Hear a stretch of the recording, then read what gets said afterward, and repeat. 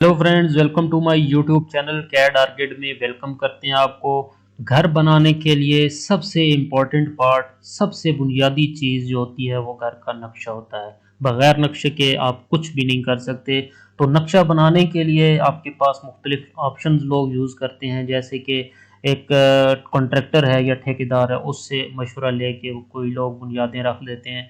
कुछ लोग हैं जो घर की फैमिली के अफराद हैं जो समझदार हैं, उनसे ही मशवरा लेके आप घर का डिज़ाइन बना लेते हैं। कुछ लोग हैं जो आर्किटेक्ट के पास जाते हैं और उसको पैमाइश देते हैं और उसको अपनी रिक्वायरमेंट बताते हैं। वो सारे असूलों को मद्देनज़र रखते हुए घर का नक्शा बनाता है। तो मेरे नज़दीक जो सबसे बेहतर ऑप्शन है वो आर्किटेक्ट है, क्योंकि उसको सारे रूल्स का पता होता है कि किन रूल्स को मद्देनज़र रख के एक घर का नक्शा तैयार किया जाता है। इसमें घर का डायरेक्शन देखी जाती है, आपका सीवरेज सिस्टम देखा जाता है, आपके घर की जो एक्सेस है वो देखी जाती है, कार पोर्च कहाँ पे आना चाहिए वो देखा जाता है।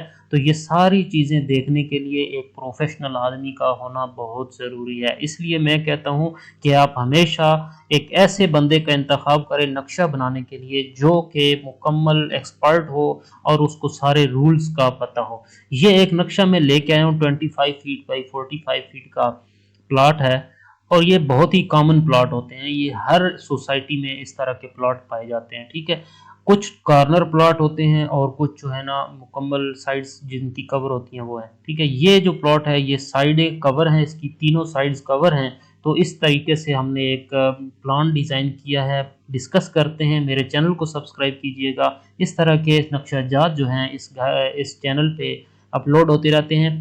तो सबसे पहले जब बात आती है एंट्री की, ये जो रैंप आप देख रहे हैं इसका मतलब ये है कि आपका जो रोड लेवल है वो 1 फीट 6 इंच ऊपर है। आपका घर का लेवल ऊपर है, ठीक है। रोड डाउन है, रैंप बना के आपने ये एक पोर्च प्रोवाइड किया है 10 फीट 6 इंच का, 10 फीट बाई 11 फीट 6 इंच का। 10 फीट यहाँ से यहाँ तक है और 11 फीट यहाँ से यहाँ तक है, जो कि मैं समझता हूँ कि एक छोटी कार के लिए बहुत है, कोई इशू नहीं है इसमें।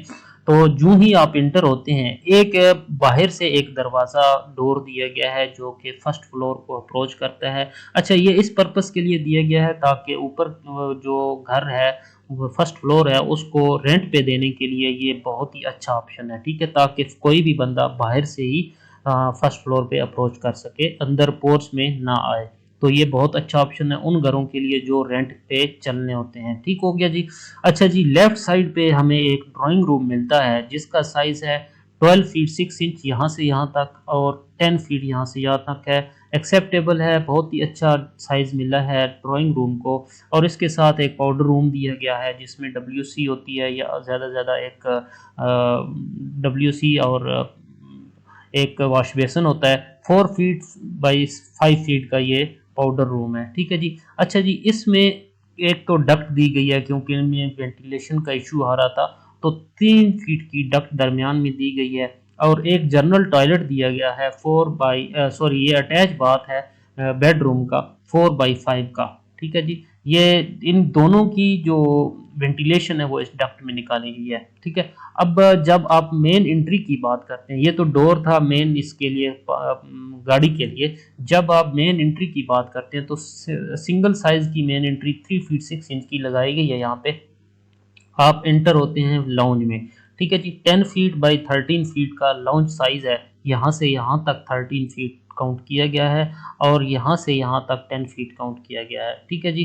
तो जूं ही आप इंटर होते हैं तो इसमें एक सेटिंग अरेंज की गई है जो कि तकरीबन सेपरेट है, कोई इशू नहीं है, इसको कोई डिस्टरबेंस नहीं हो रही। साइड पे एक पैसेज दिया गया है, कोई भी आदमी अगर गुजरना चाह रहा है तो ये लोग रिलैक्स हैं, कोई इशू नहीं है, ठीक है जी। अच्छा जी, इसके साथ एक बेडरूम है 12 फीट बाई 11 फीट का, जो 12 फीट यहाँ से यहाँ तक है और 11 फीट यहाँ से यहाँ तक है, जो कि सही साइज़ है, स्टैंडर्ड साइज़ है बेडरूम का। इसमें एक मास्टर बेड लगाया गया और अटैच बाथ, जैसे मैंने आपको पहले बताया, अटैच बाथ प्रोवाइड किया गया है, ठीक है जी। अच्छा जी, इसमें एक छोटा सा पोर्शन डाइनिंग रूम के लिए दिया गया है जो यहाँ से यहाँ तक यूज़ होगा। और डाइनिंग मेरा ख्याल है ये हर घर में होना चाहिए अवेलेबल, क्योंकि किचन के जो आपका ओपन किचन है उसकी खूबसूरती और उसकी अरेंजमेंट को बढ़ाने के लिए डाइनिंग बहुत बेटर ऑप्शन है, आपको ज़रूर प्रोवाइड करना चाहिए, क्योंकि ये हाल ही में डाइनिंग अरेंज किया गया है, तो इसमें कोई इशू नहीं है अगर टेबल लगा दिया जाए। तो ये देखें आप, इस घर में दो पोर्शन हैं जो कि एक लिविंग के लिए बेडरूम्स पे मुश्तमिल है और दूसरा लाउंज और किचन पे मुश्तमिल है। ठीक है जी। अच्छा जी, ओपन किचन की बात करें तो open kitchen 10 feet by 9 feet का है। 10 फीट यहाँ से यहाँ तक और 9 फीट यहाँ इस काउंटर से लेकर इस काउंटर तक है।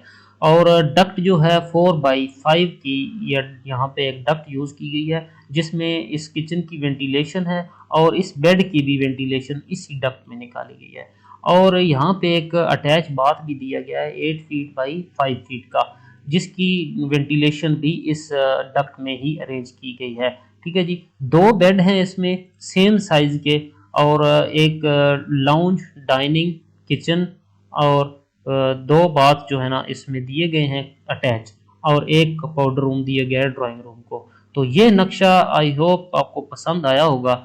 अगर आपको पसंद आया है या कोई कमेंट है तो आप कमेंट सेक्शन में बता सकते हैं। इस तरह के नक्शाजात मेरे चैनल पे अपलोड होते रहते हैं। मेरे चैनल को सब्सक्राइब भी कीजिएगा, लाइक भी कीजिएगा। नेक्स्ट वीडियो तक मिलते हैं। अल्लाह हाफिज़।